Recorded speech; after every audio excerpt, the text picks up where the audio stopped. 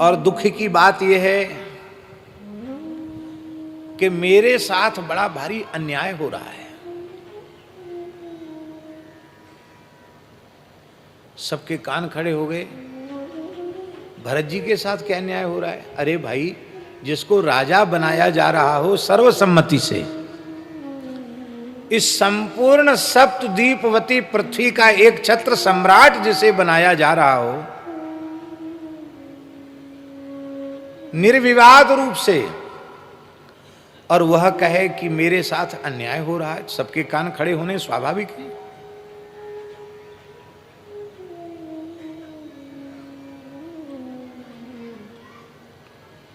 इसी बात को भरत जी कहने जा रहे हैं।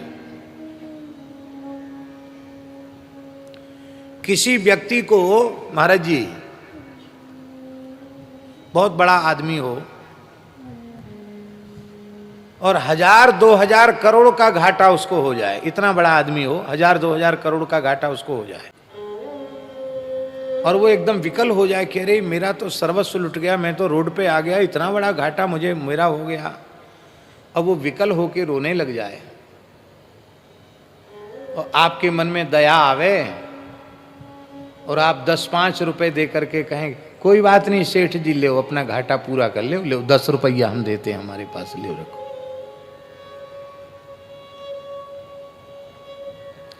तो क्या उस व्यक्ति का शोक दूर होगा?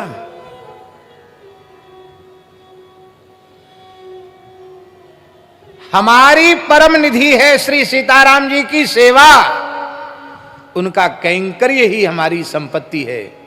वो हमारी संपत्ति छिन गई, सेवा ही शरणागत की सर्वोच्च संपत्ति हुआ करती है, और वो संपत्ति तो हमारी छिन गई।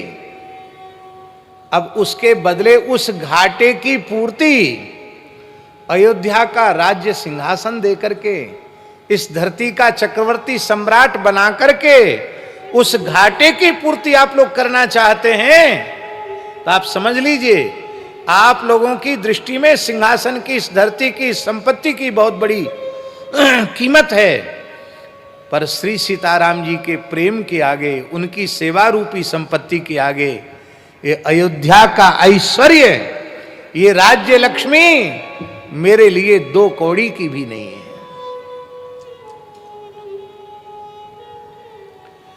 11वें स्कंद में नवयोगीश्वर संवाद में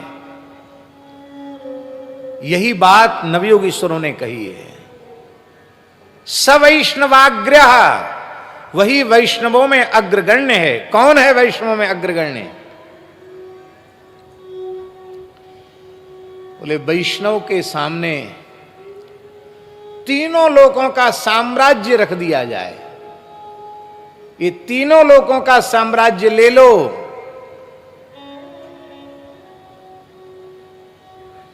पर शर्त है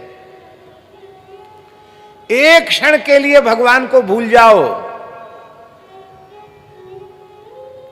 इस संपत्ति को ले लो, उसके बदले धरती की संपत्ति नहीं, त्रिभुवन विभव है तवे, तीनों लोकों की संपत्ति दे दी जाए और बस कह दिया जाए कि भगवान का स्मरण छोड़ दो, तो आधे क्षण के लिए भी भगवान का स्मरण न छोड़े, उन तीनों लोकों की संपत्ति को ठुकरा दे। सवैष्णवाग्र्यः, वो वैष्णवों में अग्रगण्य है।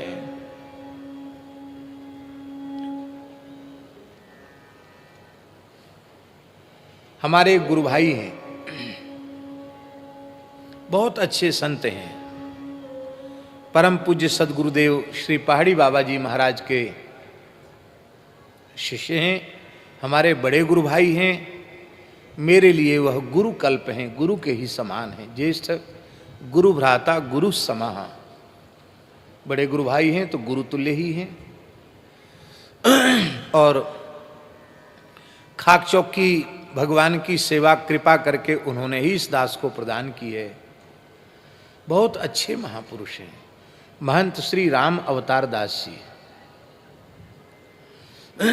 महाराज जी, ऐसा जीवन भी वर्तमान समय में होना बहुत मुश्किल है।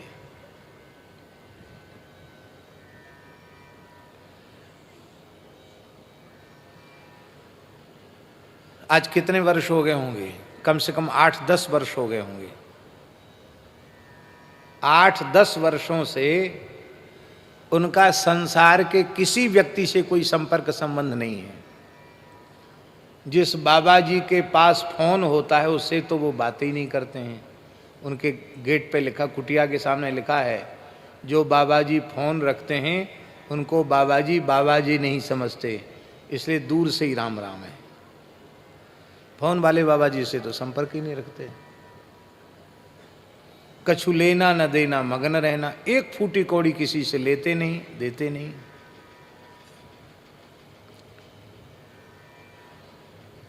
दो तीन वर्ष तक तो, कई वर्ष तक तो अपने कुटिया से ऊपर से नीचे उतरे ही नहीं। इतने एकांत में कोई रह सकता है, इतना असंग हो सकता है, आश्चर्य है। अत्यधिक अंतर्मुखी वृत्ति है उनकी। आप लोगों की तो जाने दो बात, हमें दर्शन दुर्लभ है उनका। हम कहीं बाहर से जाते हैं तो हमारा मन होता है कि बड़े बूढ़े हैं, 80 वर्ष से ऊपर आयु हो रही है उनकी, 84-85 वर्ष की आयु हो रही है, तो वयोवृद्ध हैं, हम उनका दर्शन करें। तो हमको समय लेना पड़ता है। जो एक संत उनकी देखरेख करते हैं उनसे समय लेना पड़ता है कि महाराज जी से पूछें, तो वो कहेंगे कि इतने बज के इतने मिनट पर मिल सकते हो, 5 मिनट के लिए या 10 मिनट के लिए, उतने ही समय।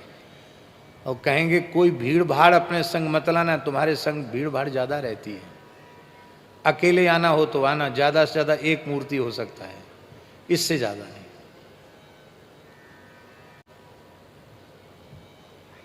मनमोहन शरण जी एक उदाहरण है वो, कि शरीर संसार से असंग रहकर अत्यंत वैराग्य पूर्वक अहर्निश भगवान का भजन कैसे करना चाहिए, उसका वो एक उदाहरण है। दूर दूर तक संसार से कुछ भी लेना देना नहीं, संसार की किसी चर्चा से लेना देना नहीं।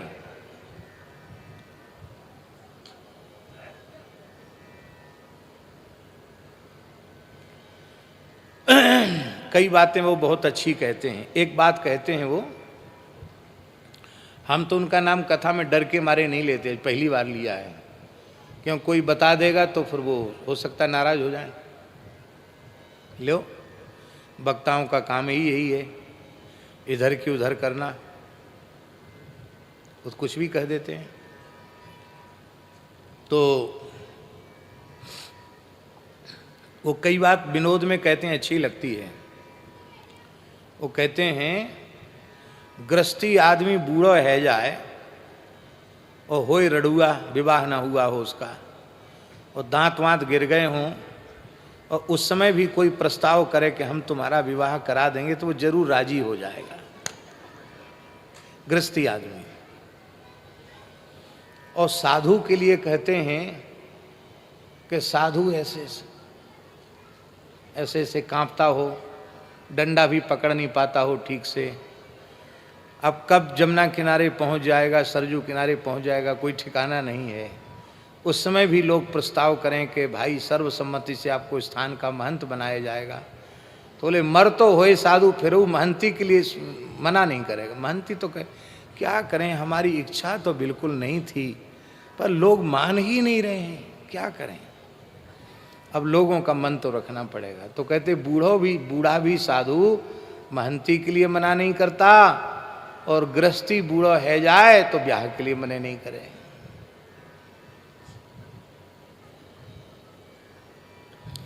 पर हम पूछ रहे हैं, ब्याह और महंती किस कोने में है? सारी धरती का अखंड साम्राज्य सर्वसम्मति से भरत जी को प्राप्त हो रहा है। अब भरत जी उसके अधिकारी हैं।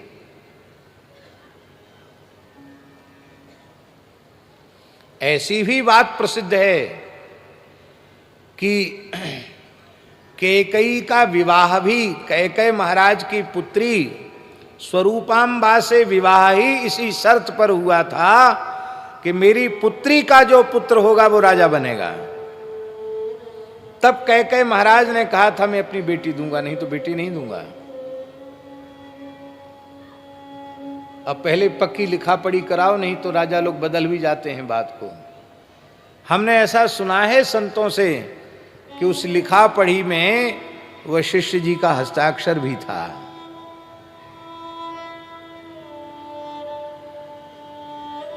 तो यदि कैकेयी की बात जाने दें तो भी पूर्व निश्चित है भरत जी का राजा बनना।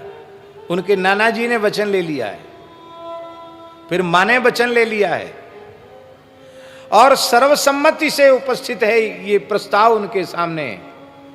लेकिन धन्य है, धन्य है, धन्य है श्री राम प्रेम की मूर्ति श्री भरत जी, श्री सीताराम जी की सेवा को कितनी बड़ी संपत्ति मानते हैं, स्वीकार करते हैं।